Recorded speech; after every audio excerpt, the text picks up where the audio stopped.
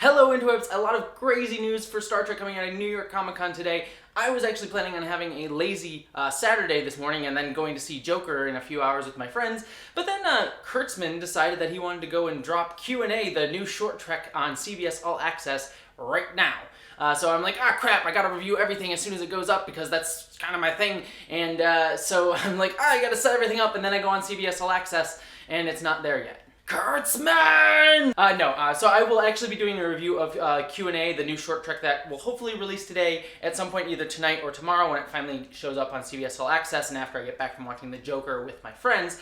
But because I set everything up, I figured I'd give my initial impressions about the Star Trek Discovery Season 3 and the second Star Trek Picard trailer because man, am I so excited about this. Like I said, this is just going to be general impressions, just quick thoughts, because I'm literally having breakfast right now and then running to go see Joker with friends.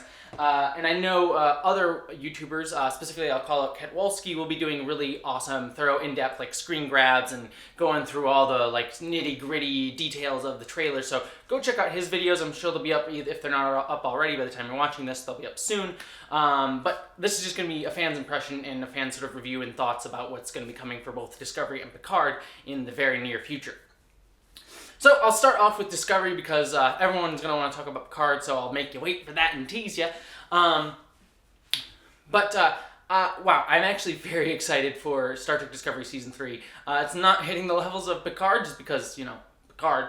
But, this trailer has me very, very intrigued. I mean, it's clear that there's sort of some idea of either the Federation has fallen or it sort of changed its values a little bit, and that the Discovery crew is going to be coming in and being sort of like a renewal of the Federation spirit and renewal of what the Federation means, sort of going back to that good old 23rd century idealism, which honestly I really kind of like. It's kind of fitting in with what Star Trek Discovery Season 1 was going to do and was trying to do, but hopefully in a way that will make fans less angry because it'll be less, canon ruining or whatever people had upset at Star Trek Discovery Season 1, and hopefully it'll be a little bit brighter. And I kind of like that it's still, while, it is sort of a soft reboot for Star Trek Discovery, it's still kind of staying within the themes of what Star Trek Discovery was trying to say throughout its first season. And as much as I love Season 2 and thought it was, overall generally a better show than Season 1, even though I really like Season 1 a lot more than most people, I did feel like that one was even more of a reboot than this one seems like it's going to be. Like, this one actually seems like, it's trying to test Federation ideals and Star Trek ideals in a way that I think that Discovery is really the kind of show that really wants to do that it wants to be the show that, says, this is what Star Trek's about, and here we're going to test it.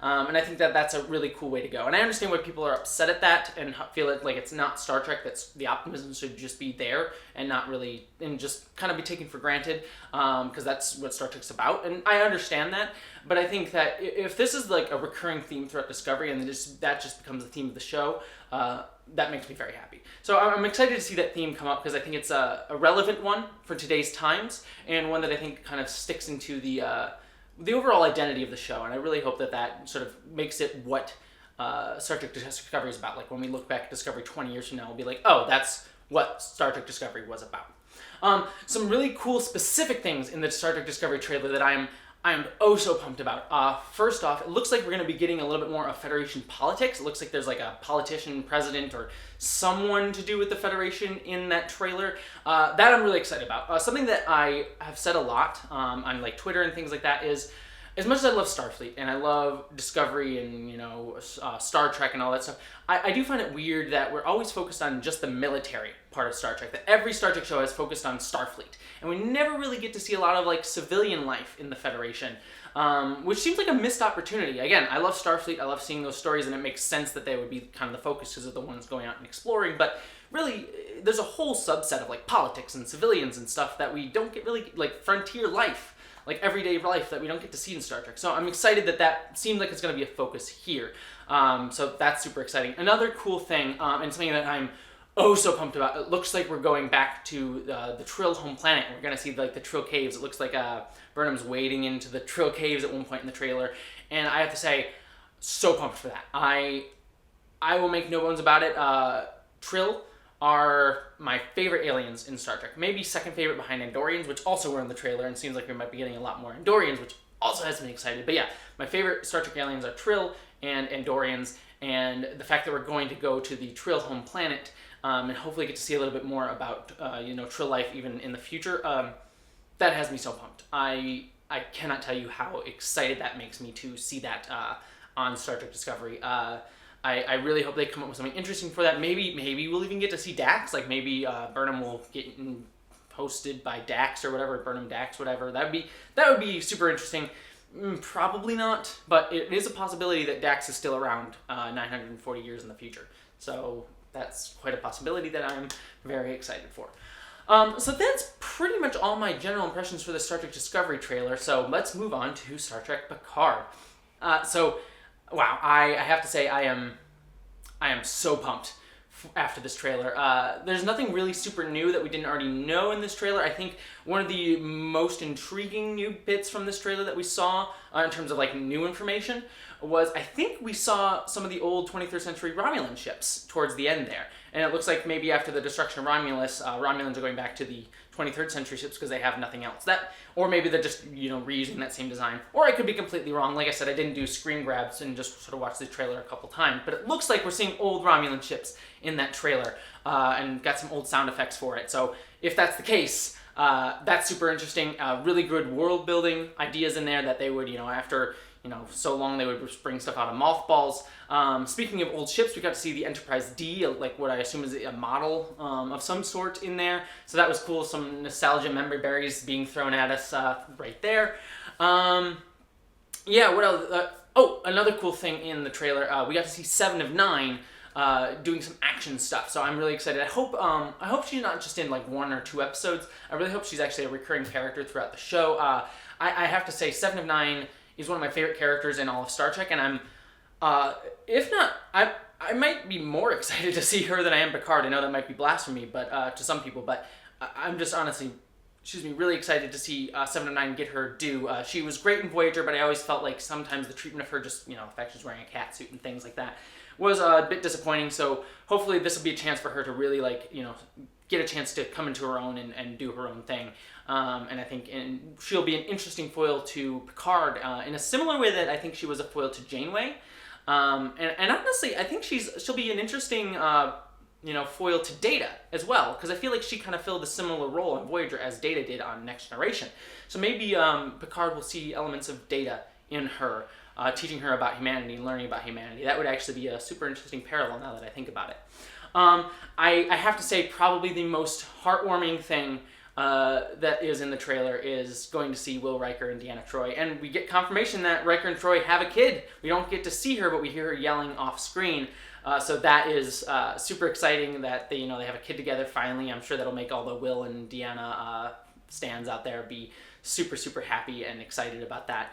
And I have to say, I actually got chills down my spine at that last moment in the trailer where Picard says something along the lines of, thank you for not talking me out of this, and Riker says, I know better by now, and he puts his arm around Picard.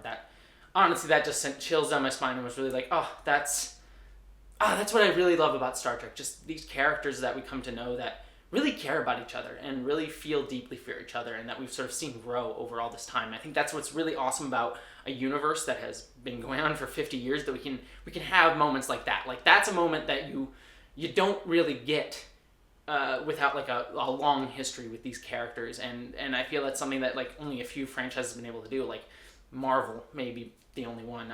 Even Star Wars doesn't really do it very well. So I think I think that I think is just a beautiful moment that I'm so excited to see play out on screen. And I know I might even start crying when I watch that, because I don't know, I think that's always beautiful. And plus, Star Trek has a long history of beautiful bromances, and I kind of like the idea that now that they're out of the Starfleet, they can kind of see each other as equals and kind of be more friendly than they were on the Next Generation. Riker and Picard, they were friendly, and I guess they were friends to a degree, but, there was obviously a hierarchy there. That was exemplified by the fact that Picard, never went to the poker games until the very last episode of Star Trek The Next Generation. Kind of had to have that distance, and now we can kind of see them actually being friends. And we kind of get hints of that in Nemesis with Riker's wedding, but I really think it'll be beautiful to see the smaller moments like this on Picard instead of like the big moments that you see on like Nemesis with like the wedding and battle and things like that. So that'll be a really awesome thing to see. We also got Picard calling the dog number 1, which that's so adorable. I still think the dog should have been named Mr. Wolf. I think that would have been better, but yeah, the dog's going to be adorable, and I want all the plushies of it. There better be plushies at the next Comic-Con I go to, because I'm going to be upset if there isn't. I think that's everything that I have to say. Like I said, I gotta run to go catch Joker and see how I feel about that film. And either later tonight or tomorrow, depending on when it goes up and when I have a chance to sit down and actually watch it, I will be putting up a review of the Short Track Q&A, so check out my channel for that. And so if you don't want to miss that or anything else that comes out on my channel, give my channel a subscribe. And if you want to help make these videos even better, please get to my Patreon page. Every little bit counts. Apologies because I'm doing this so quick. Patreons, you're not going to be featured in this video. Your names aren't going to be featured in this video, or Admiral level Patreons. Apologies for that. I hope you guys will forgive me. If anyone's upset or angry about that, please message me on Patreon and I can figure out a way to, recompense you or, figure out something to do.